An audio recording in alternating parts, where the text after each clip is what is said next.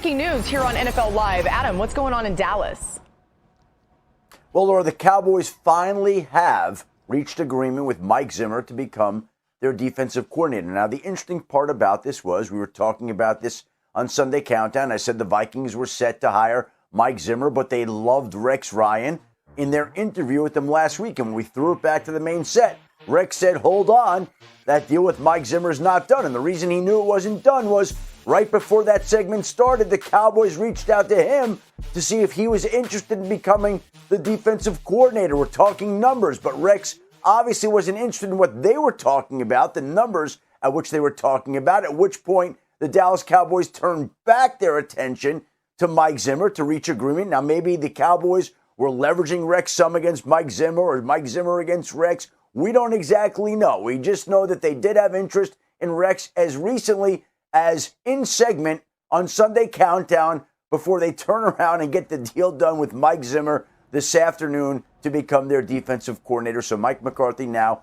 will spend this upcoming season working with Mike Zimmer, not the man that they were talking about the job to during ESPN's Sunday NFL Countdown on Super Sunday.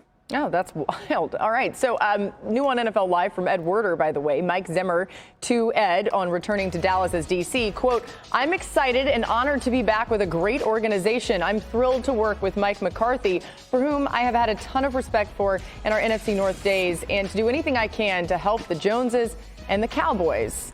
Marcus, what do you think about this? Cool.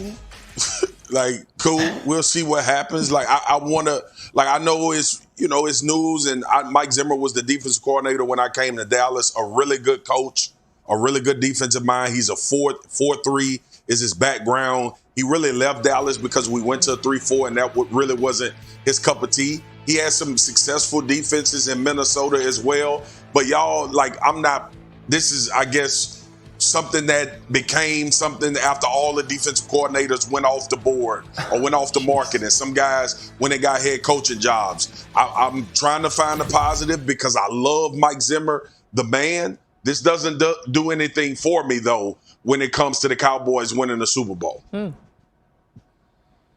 be optimistic here. Here we go. Mike Zimmer, I think, is a brilliant defensive coach.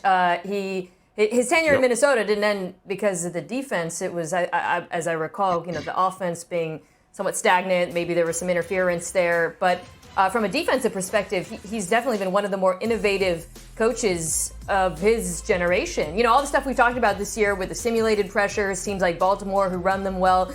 Mike Zimmer was doing a lot of this stuff for years. Of course, most famously the double-A gap blitz, but I wouldn't be surprised if he's taken this time away, seen some of the things that have been happening in the NFL and college, and will bring some creativity to this Dallas defense, particularly up front.